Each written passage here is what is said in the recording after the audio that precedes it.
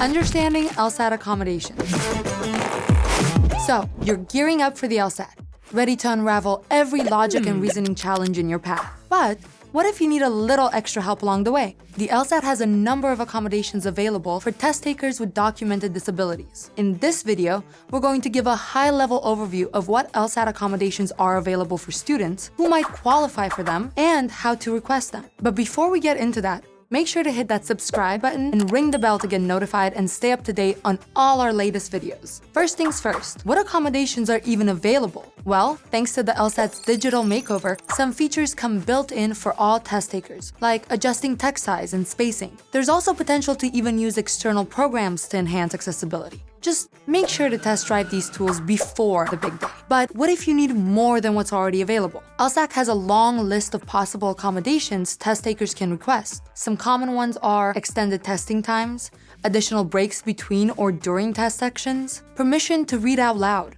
accommodation for visual impairments such as magnification or braille, tactile manipulatives, use of a human reader and/or scribe. Wondering who qualifies for these accommodations? Some examples of conditions, disorders, and impairments that could qualify for LSAT accommodations are visual or hearing impairments, neurological conditions, learning disabilities like ADHD, physical or medical conditions, and psychological conditions like anxiety. You must have your disability diagnosed, and it must be recently updated within the last 5 years by a qualified professional. You also need to demonstrate that the condition is severe enough that your aptitude on the test will only be accurately measured with accommodations. It's also helpful to have evidence of past accommodations for other standardized tests you've taken or for school. Now, how do you apply for accommodations? The biggest thing to remember is to be mindful of the accommodations deadline. Make sure that you are already registered for an LSAT exam, and then under the LSAT tab in your account, click on Request Accommodations. The form on that page will guide you through the process of applying for accommodations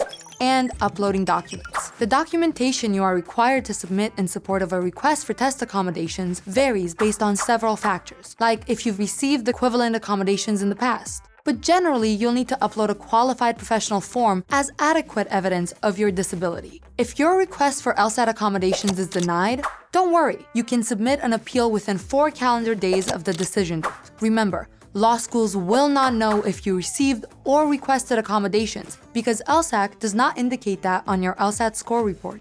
So, if you need accommodations, don't feel guilty about requesting them.